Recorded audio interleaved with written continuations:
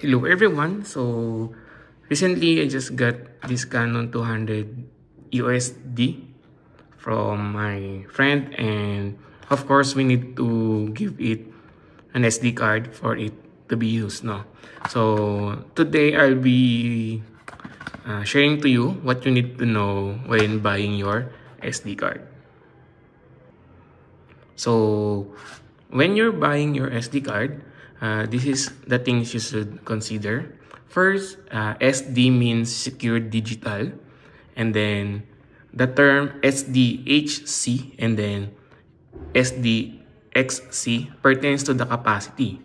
So SD cards only can hold up to 2 gig, no, in memory, while SDHC, which is high capacity, can hold 4 gig up to 32 gig. And then SDXC, which is extended capacity, so allows you to hold 64 and up. So since we have here is the 120 gig SD card, so basically it is already under the SDXC, extended capacity. I believe that it can also hold up to 1 terabyte, and most of the newer devices nowadays uses most likely SDXC, given that there's a 4K 8K resolution, so you cannot use lower capacity in capturing video using those settings. So next, we move to the class or speed class, which is denoted by the C. If you look closely, there's a C and then there's a number there. So this is the very first speed class. So I'll open the laptop so we can have a proper reference here. So the very first speed class is this one, and it denotes the write speed of your SD card. So C10 means minimum write speed of 10 MB per second. Ayan. So if you have 4 MB, if 6 MB, and then if 2 is 2 MB. And nowadays, this is on most of the device uses the 10. The 6 and below are no longer being used, of the most devices nowadays. Next, let's move to the UHS class, which is the U, this one, represented by the U here. U. This is U3. So U3 or the U first meaning is ultra high speed class, speed class, ultra high speed speed class, UHS class. So there's only two ultra high speed class, which is the U3 and then U1. So U3 gives you a guarantee of minimum write speed of 30 MB per second. And then U1, on the other hand, gives you a guarantee of minimum write speed of 10 MB per second. So most of the devices uses also U3 nowadays. And although you can still see U1 in the market somehow. However, if you're recording like 4K videos, it is really needed to use the U3. So again, the C represents the old speed class, which is no longer in use.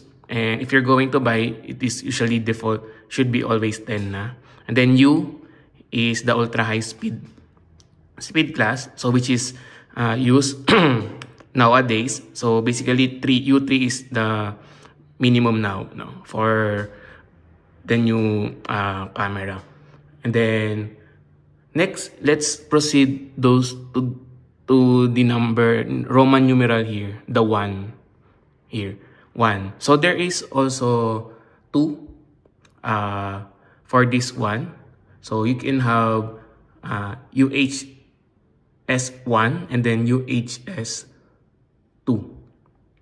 So UHS1 or UHS-2 utilizes the bus interface. So it has something to do with the hardware. So there's a bus for 1 and then there's a bus 2. So UHS-1 bus, UHS-2 bus. So basically, those two pertains to the hardware that theoretically has a maximum write speed. So for 1 is for UHS-1, your maximum theoretical transfer speed is 104 MB per second. That is only theoretical.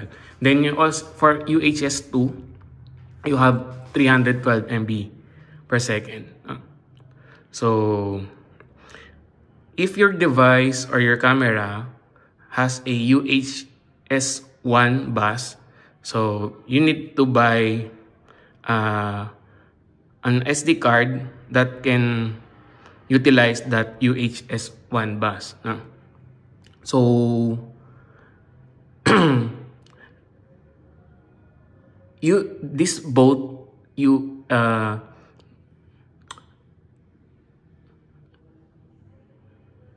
going back muna tayo dun sa ultra high speed class, yung U. So the U here, U1 and U3 are both capable of using the UHS-1 bus, However, you should check yung number if you want to use yung UHS-2 bus.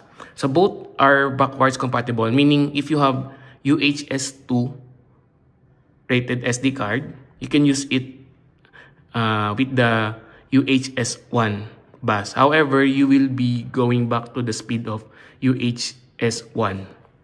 So, for example, your camera has a UHS-1 bus interface. So, basically, if you have UHS-2, the speed that would follow will be the UHS-1 bus. However, you cannot use UHS-1 rated SD card with UHS-2 interface with your hardware camera. And so those are things that you need to consider. And then let's move lastly to the V. So V pertains to the video speed class. Basically, video speed class, when you're going to shoot a video with a specific resolution, so you need to understand how many or how much capacity you need to have with your SD card, plus its capability when it comes to the write speed of the video. So V30 means you have a minimum write speed of 30 Mbps. Yeah. So same with U3 here. Diba? U3 is also gives you a minimum 30 Mbps. So V30 means minimum write speed of 30 Mbps. Then it goes down up to V6. So V6, V10, V30, V60, V90. So for the high-end cameras, usually you should go with V60 and V90. Not V30. Yeah.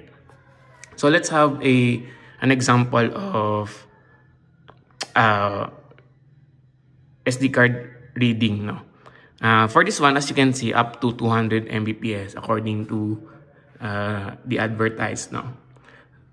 If you have this kind of SD card, so you have a UHS-1 SD card device which is U3 rated. So meaning it guarantees you to have a minimum write speed of 30 Mbps. And then if your hardware or your camera contains UHS-1 bus, so you can accommodate up to 104 Mbps, meaning you can utilize up to 104 Mbps. That's why in the box you just see up to.